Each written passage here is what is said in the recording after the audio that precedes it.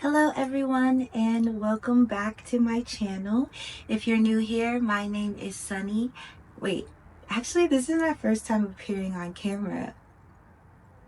Hi, I'm Sunny and this is your space for journaling inspiration, wellness tips, and creative growth.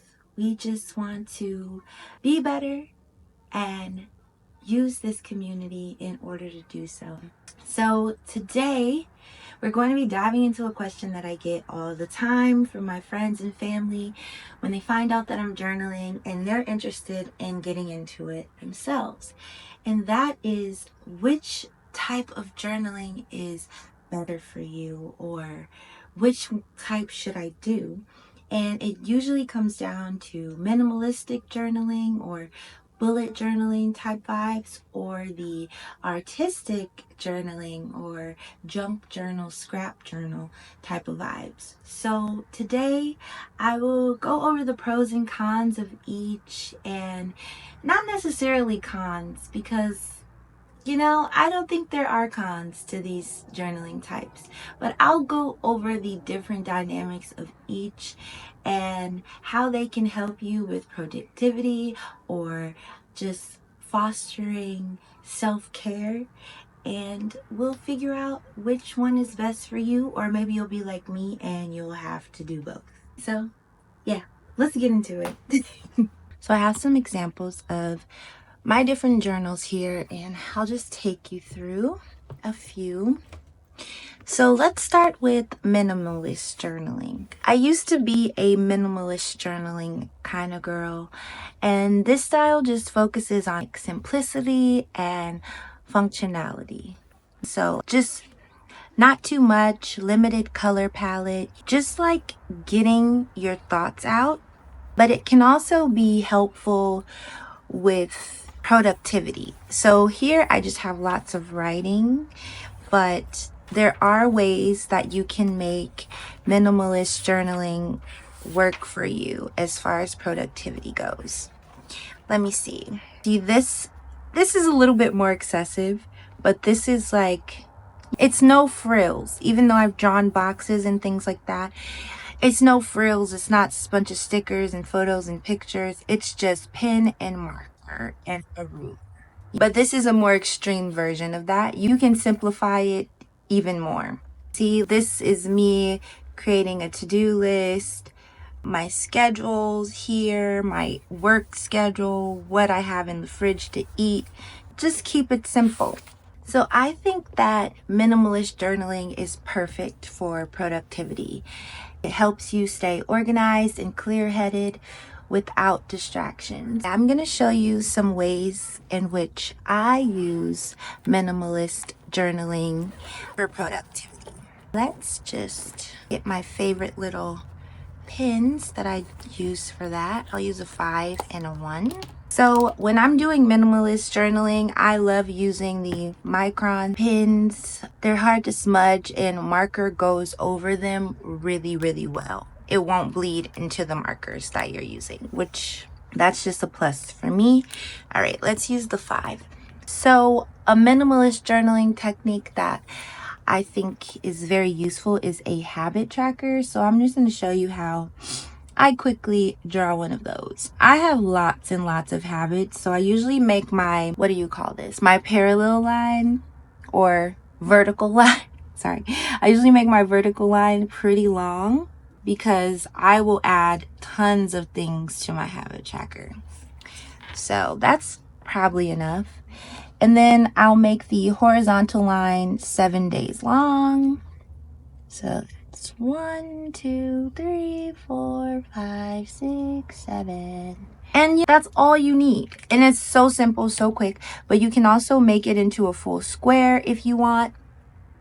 You can put the days on this side and the habits on top, whatever you like. But I have been loving just the little line, just like that, really quick, really simple. And I start my habits on Monday, so then I just go ahead and I do the days of the week up top like that, and then my habits on the side. So for me, I want to do my morning prayers. So I'll write in morning ganyo. I want to do my skincare routine. That's important to me. And I want to make sure I move my body. And I also want to make sure I journal. So gotta put that down because that's just important. So simple as that. And you can get creative with it. You can add some color, add a little highlight. Just because it's minimalistic doesn't mean it can't still be pretty. So you can add a little spice to it. Just simple, simple, simple. Free from distractions. And also, it doesn't take you that long. I know some of the reasons why people are shy away from journaling because they're like, how much time did it take you to draw that out? But honestly, you really want to just immerse yourself in the process of journaling. And I think that's where the healing and the self-care comes in. But I also think adding the color just makes it fun to look at. It makes you want to come back to this page and check off your habit. But this is just a great way that you can keep yourself accountable and stick to your wellness goals. And then you just come in here and check off however you want. Lately, I've been doing dots. I really like the way the dots are looking. You can do X's, whatever floats your boat. And I've also noticed how minimalistic journaling it just helps me create mental clarity, because sometimes when I'm just feeling overwhelmed, coming to a clean page like this, even if I have a planner, sometimes that just overwhelms me. Just coming to a clean page like this and starting just the things that are really important just sometimes makes all the difference. Then I'll probably come down here at the bottom and add a to-do list. And I love the grid notebooks because they already have a square for you to follow. So you can just like, boom, add your squares inside the squares. And then you can go ahead and start with your to-do list. I want to film a video today. And you just go ahead and write all your thoughts down on here. And you can even use this page to just straight up brain dump. And that's another thing I love about just having a blank page, because you can do whatever you want. You literally can do whatever you want. So it's like having a planner, but better, because there's no guidelines. There's nothing telling you what it has to be, or you could use this page for a whole week if you wanted to. You know what I mean? It's very minimalistic.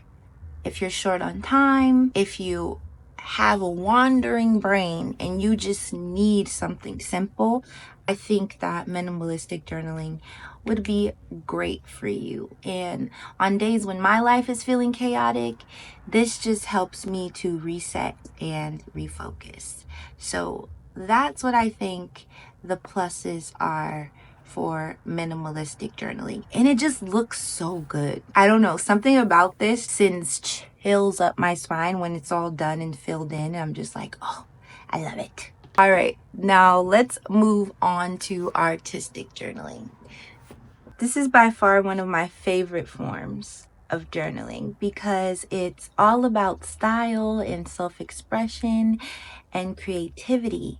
So I'm going to take you through mine. This is mine from last year. The one from this year doesn't have as many examples yet because the year has just begun. So we're going to use this one. You can incorporate vibrant colors and magazine clippings, doodles, literally anything that you can think of. And it also can be incredibly therapeutic.